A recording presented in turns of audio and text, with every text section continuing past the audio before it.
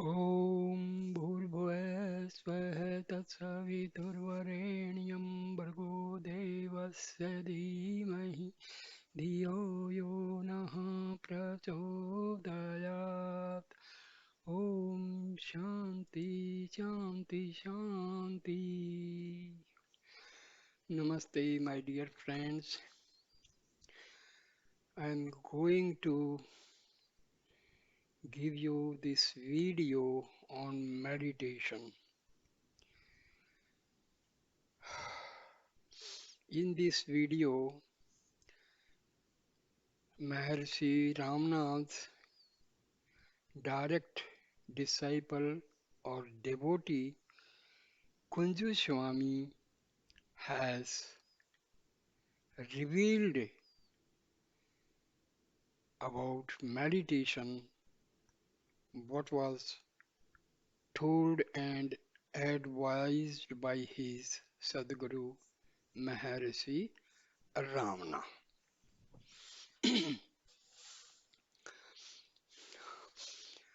After spending about 12 years in personal attendance on Bhagwan, I began to feel an urge to devote myself entirely to sadhana, spending my time all alone.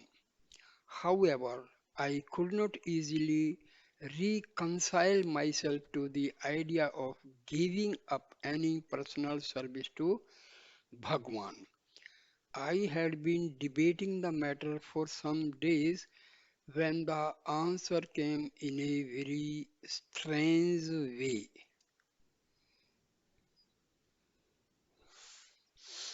As I entered the hall one day, I heard Bhagwan explaining to others who were there that real service to him did not mean attending to his physical needs, but following the essence of his teachings.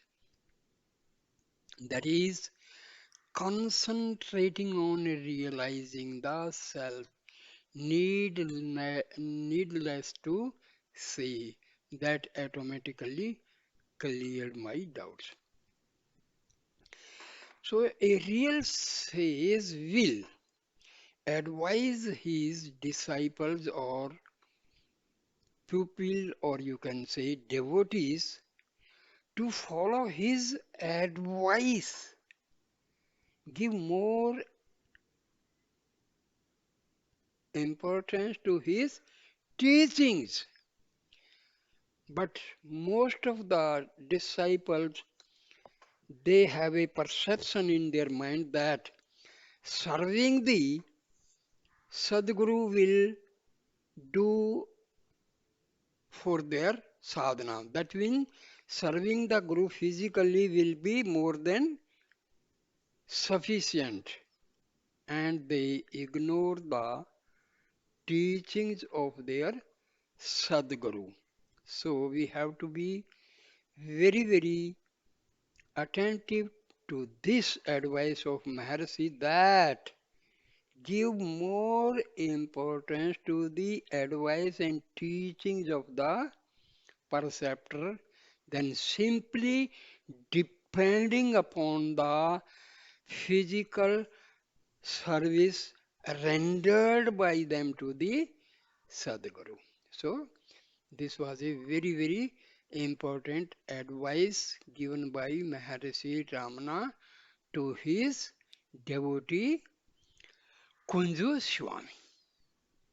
So now he says, Kunju Swami says that I therefore gave up my ashram duties, but I then found it hard to decide how, in fact, I should spend the entire day in search of realization.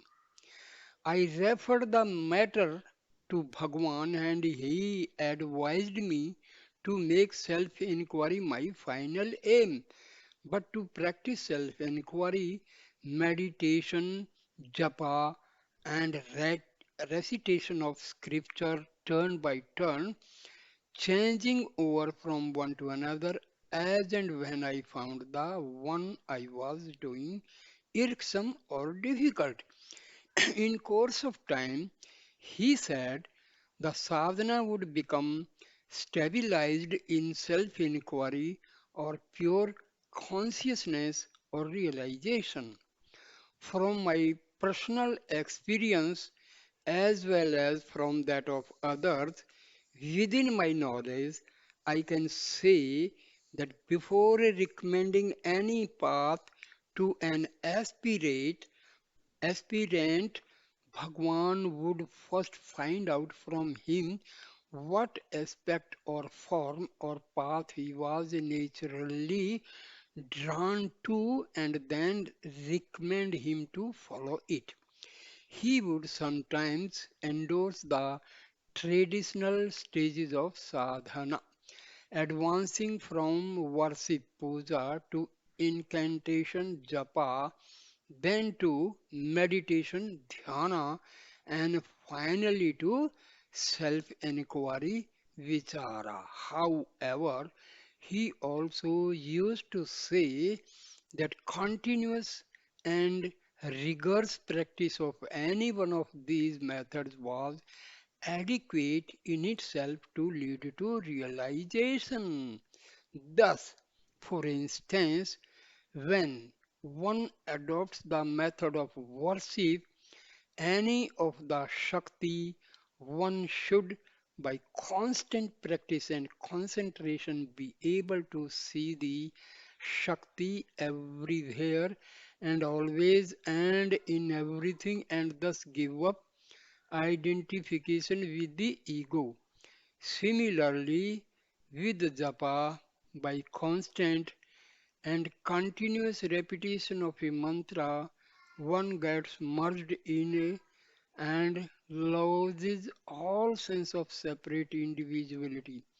In a dhyana, again in constant meditation with bhavana or a deep feeling, one attains the state of bhamantita, bhavanatita, which is only another name for pure consciousness. Thus, any method, if taken earnestly and practiced unremittingly, will result in any elimination of the I and lead to the goal of realization. Once some awkward problems concerning ashram management cropped up. Without being directly concerned, I was worried about them as I felt that failure to solve them satisfactorily would impair the good name of the ashram. One day, two or three devotees went to Bhagwan and put the problems before him.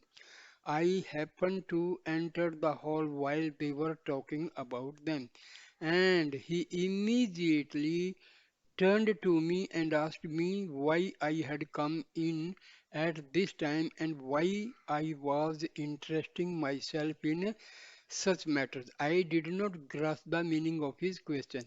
So Bhagwan explained that a person should occupy himself only with that purpose with which he had originally come to the ashram and asked me what my original purpose had been. I replied, to receive Bhagwan's grace. So he said, then occupy yourself with that only. He further continued by asking me whether I had any interest in matters concerning the ashram management when I first came here. On my replying that I had not, he added, then concentrate on the original purpose of your coming here. So, about meditation, we will learn some more deep knowledge about meditation. So, some questions are put to Maharishi Ramana by the devotees, and he answered these questions and satisfied their query. What is the difference between meditation and distraction? Bhagwan Ramana replies, no difference. When there are thoughts, it is a distraction. When there are no thoughts, it is meditation. However, meditation is only practice as distinguished from the real state of peace. Devotee puts the question to Maharishi Ramana. How to practice meditation? Maharishi replies, keep off thoughts. Devotee, how to reconcile work with meditation? Devotee asks, how to reconcile work with meditation? Sri Ramana, who is the worker? Let him who work ask the question. You are always the self. You are not the mind. It is the mind which raises these questions. Work proceeds always in the presence of self only. Work is no hindrance to realization. It is the mistaken identity of the worker that troubles one. Get rid of the false identity. Mr. B.C. Das, the physics lecturer, asked, contemplation is possible only with control of mind, and control can be accomplished only by contemplation. Is it not a vicious circle? Maharishi replies, yes, they are interdependent. They must go on side by side. Practice and dispassion bring about the result gradually. Dispassion is practiced to check the mind from being projected outward. Practice is to keep it turned inward. There is a struggle between control and contemplation. It is going on constantly within contemplation will in due course be successful. Devotee, how to begin? Your grace is needed for it. Maharishi replies, grace is always there. This passion cannot be acquired, not realization of the truth, nor in inherence in the self, in the absence of Guru's grace. The Master quoted. Practice is necessary. It is like training a roguish bull confined to his stall by tempting him with luscious grass and preventing him from straying. Then the master read out a stanza from Through What's Come, which is an address to the mind saying, O humming bee, namely mind, why do you take the pains of collecting tiny specks of honey from innumerable flowers? There is one from whom you can have the whole storehouse of honey by simply thinking or seeing or speaking of him. Get within and hum to him, Harinkara. Devotee. Should one have a forum in one's mind, supplemented with reading or chanting God's name in one's meditation? Sri Ramana. What is mental conception except it be meditation? Devotee. Should the forum be supplemented by repetition of mantras or dwelling on divine attributes? Sri Ramana. When japa is the predominating tendency, vocal japa becomes eventually mental, which is the same as meditation. Now, talk number 293. Mr. K.K.V. Iyer, There is no way found to go inward by means of meditation. Maharishi, where else are we now? Our very being is that devotee.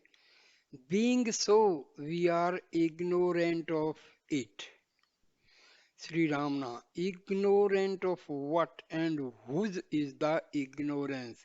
If ignorant of the self, are there two selves? Devotee, there are no two selves. The feeling of limitation cannot be denied due to limitations. Maharshi Ramana, limitation is only in the mind. Did you feel it in deep sleep? You exist in sleep. You do not deny your existence. Then the same self is now and here in the wakeful state. You are now saying that there are limitations. What has now happened is that there are these differences between the two states. The differences are due to the mind. There was no mind in sleep, whereas it is now active.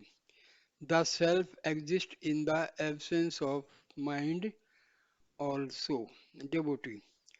Although it is understood, it is not realized. Sri Ramana. It will be by and by with meditation, devotee. Meditation is with mind, and how can it kill the mind in order to reveal the self? Sri Ramana. Bhagwan Ramana replies, meditation is sticking to one thought. That single thought keeps away other thoughts. Distraction of mind is a sign of its weakness. By constant meditation, it gains strength. That is to say, its weakness of fugitive thoughts give place to the enduring background free from thoughts. This expands divide of thoughts is the self. Mind is purity is the self. Sri Bhagwan continued in reply to the former question. Everyone say, I am the body. It is the experience of the sage as also of the ignorant. The ignorant man believes that the self is confined to the body only, whereas the wise man believes that the body cannot remain apart from the self. The self is infinite for him and includes the body also.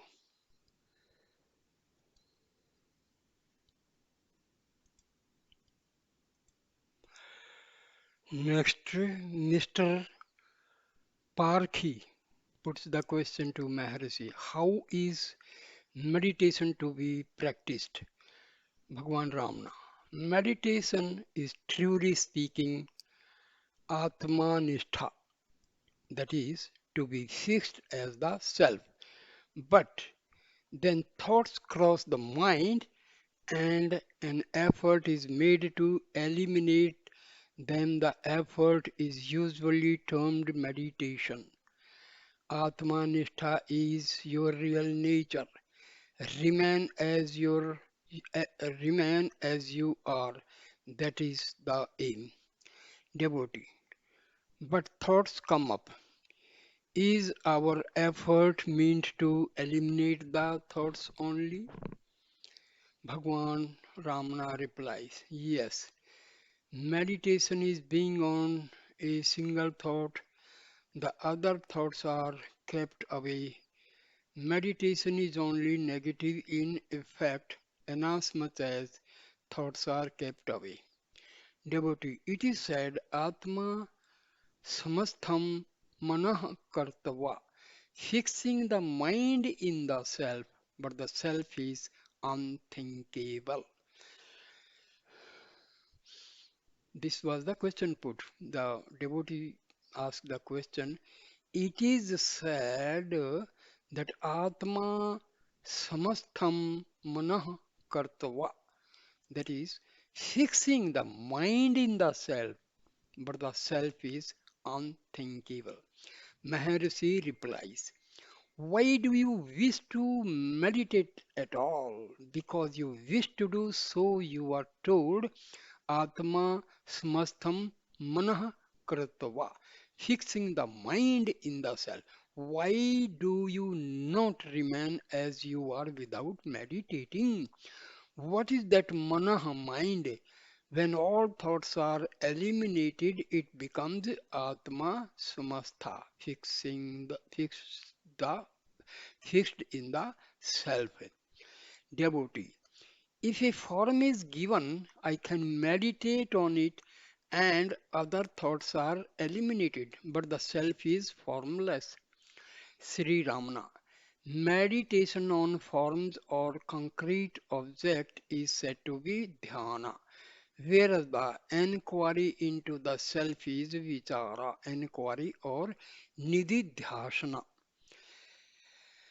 Explaining Adhyaropa Pavadhyayam, superimposition and its elimination, Sri Bhagwan pointed out that the first turns you inward to the self, and then according to the second you know that the world is not apart from the self.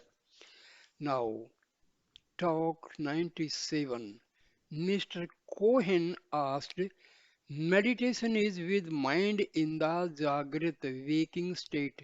There is mind in dream state also. Why is there no meditation in dream? Nor is it possible, Maharshi replied. Ask it in the dream. After a short silence on Bhagwan continued, you are told to meditate now and find who you are. Instead of doing it, you ask, why is there no meditation in dream or in sleep? If you find out from whom there is Jagrat waking, it will be clear that dream and sleep are also for the same one. You are the witness of Jagrat waking, Swapna, dream, and Susupti, sleep. Rather, they pass before you because you are out of meditation now. These questions arise. Stick to meditation and see if these questions arise. Next is talk number 298. A certain visitor formulated a question saying that meditation is more direct than investigation because the former holds on to the truth, whereas the latter shifts the truth from untruth. Sri Ramana, for the beginner, meditation on a form is more easy and agreeable. Practice of it leads to Atam Vichara, which consists in shifting the reality from unreality. What is the use holding on to the truth when you are filled with antagonistic factors? Atam Vichara directly leads to realization by removing the obstacles which make you think that the self is not already realized. Now, talk number 310. Devotee. Work leaves no time for separate meditation. Is the constant reminder I am trying to feel it while actually at work enough? Sri Ramana. It will become constant when the mind becomes strengthened. Repeated practice strengthens the mind, and such mind is capable of holding on to the current in that case. Engagement in work or no engagement, the current remains unaffected and uninterrupted. Devotee. No separate meditation is necessary. Sri Ramana. Meditation is your true nature now. You call it meditation because there are other thoughts distracting you. When these thoughts are dispelled, you remain alone. That is, in the state of meditation, free from thoughts, and that is your real nature, which you are now attempting to gain by keeping away other thoughts. Such keeping away of other thoughts is now called meditation. When the practice becomes firm, the real nature shows itself, the true meditation. Other thoughts arise more forcibly when you attempt meditation. Sri Ramana Maharshi continued after a number of questions were asked on this topic. Yes, all kinds of thoughts arise in meditation. It is but right. What lies hidden in you is brought out. Unless they rise up, how can they be destroyed? They therefore rise up spontaneously in order to be extinguished. In due course, thus to strengthen the mind. Talk 452. Mr. Dhar, ICS, a high officer, and his wife, both young, highly cultured, and intelligent, are on a visit here, but they fell ill since they arrived here. She desired to know how meditation could become steady. Maharishi Ramana. What is meditation? It consists in expulsion of thoughts. All the present troubles are due to thoughts and are themselves thoughts. Give up thoughts, that is happiness and also meditation. Mr. Dhar, how are thoughts given up? Maharishi, the thoughts are for the thinker. Remain as the self of the thinker, and there is an end of thoughts. Mr. Dhar asked Sri Bhagwan why Brahma, who is perfection, creates and puts up to ordeals for regaining him. Sri Ramana. Where is the individual who asks the question? He is the universe and included in the creation. How does he raise the question when he is bound in the creation? He must go beyond it and see if any question arises then. Talk 462. Mr. Dhar had been anxious to ask some questions and get help from Sri Bhagwan. She, that is, Mrs. Dhar, had been anxious to ask some questions and get help from Sri Bhagwan. She approached him with great hesitation and gently related her troubles. My attempts at concentration are frustrated by sudden palpitations of palpitations of heart and accompanying hard, short, and quick breaths.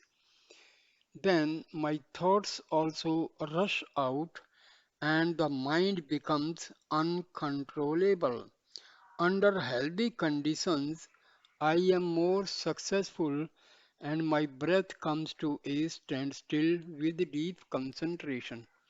I had long been anxious to get the benefit of Sri Bhagwan's proximity for the successful culmination of my meditation, and so came here after considerable effort. I fell ill here. I could not meditate, and so I felt depressed. I made a determined effort to concentrate my mind, even though I was troubled by short and quick breaths. Though partly successful, it does not satisfy me. The time for my leaving the place is drawing near. I feel more and more depressed as I contemplate leaving the place. Here I find people obtaining peace by meditation in the hall, whereas I am not blessed with such peace. This itself has a depressing effect on me. Sri Bhagwan replied. This thought, I am not able to concentrate, is itself an obstacle. Why should the thought arise? Devotee, can one remain without thoughts rising all the 24 hours of the day? Should I remain without meditation? Maharishi replies. What is ours again? It is a concept. Each question of yours is prompted by a thought. Your nature is peace and happiness. Thoughts are the obstacles to realization. One's meditation or concentration is meant to get rid of obstacles and not to gain the self. Does anyone remain apart from the self? No. The true nature of the self is declared to be peace. If the same peace is not found, the non-finding is only a thought which is alien to the self. One practices meditation only to get rid of these alien fancies. So, then a thought must be quelled as soon as it rises. Whenever a thought arises, do not be carried away by it. You become aware of the body when you forget the self. But can you forget the self? Being the self, how can you forget it? There must be two selves for one to forget the other. It is absurd. So the self is not depressed. It is not so imperfect. It is ever happy. The contrary feeling is a mere thought which has actually no stamina in it. Be rid of thoughts. Why should one attempt meditation? Being the self, one remain always realized only be from thoughts. You think that your health does not permit your meditation. This depression must be traced to its origin. The origin is the wrong identification of the body with the self. The disease is not the self, it is of the body. But the body does not come and tell you that it is possessed by the disease. It is you who say it. Why? Because you have wrongly identified yourself with the body. The body itself is a thought. Be as you really are. There is no reason to be depressed. Talk number 624. A devotee asked Sri Bhagwan, with every thought, the subject and the object appear and disappear.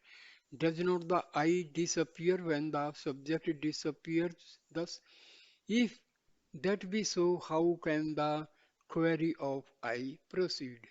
Bhagwan replies, the subject knower is only a mood of mind. Though the mode virati passes, the reality behind it does not cease. The background of the mode is the I in which the mind modes arise and sink. Devotee.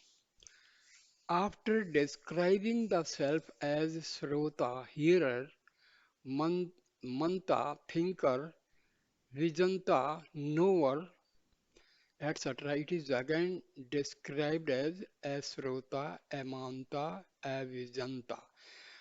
Non-hearer, non-thinker, non-knower. Is it so? Bhagwan replies.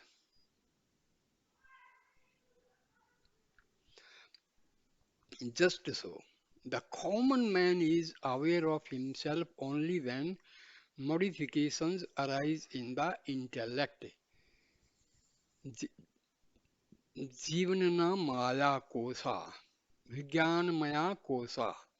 These modifications are transient. They arise and set. Hence, the Vijnanamaya intellect is called a kosa or seat. When pure awareness is left over, it is itself the Chit, self or the supreme. To be in one's natural state on the subsistence of thoughts is bliss. If that bliss be transient, arising and setting, then it is only the seat of bliss, Anandmaya Kosa, not the pure self. What is needed is to fix the attention of the pure I of the subsidence of all thoughts and not to lose hold of it. This has to be described as an extremely subtle thought as it cannot be spoken of at all, since, since it is no other than the real self. Who is to speak of it, to whom and how? This is well explained in Kaivalya and Viveka Chudamani. Thus, though in deep sleep, the awareness of the self is not lost. The ignorance of the jiva is not affected by it. For this ignorance to be destroyed, this subtle state of mind, virti jnanam, is necessary. In the sunshine, cotton does not burn. But if the cotton be placed under a lens, it catches fire and is consumed by the rays of the sun passing through the lens. So, too, though the awareness of the self is present at all times, it is not inimical to ignorance. If by meditation the subtle state of thought is won, then ignorance is destroyed. Also in Viveka Chudamani, the exceedingly subtle Supreme Self cannot be seen by the gross eye, and this is self shining and witnesses all. This subtle, this subtle mental state is not a modification of mind called virati, because the mental states are of two kinds. One is the natural state and the other is transformation into forms of objects. The first is the truth and the other is according to doer. Truth tantra. When the latter perishes like the clearing nut paste in water, the former will remain over. The means for this end is meditation. Though this is with the triad of distinction, Tripati, it will finally end in pure awareness. Jnanam. Meditation needs effort. Jnanam is effortless. Meditation can be done or not done or wrongly done. Is not so. Meditation is described as Kartru Tantra, as doers own. Jnanam as Vastu Tantra, the Supreme's own. So, this is all about this topic. So, thank you, my dear friends, for watching and listening this very useful piece of knowledge. Thank you. Please like, comment, and share the video and subscribe my channel. Thank you.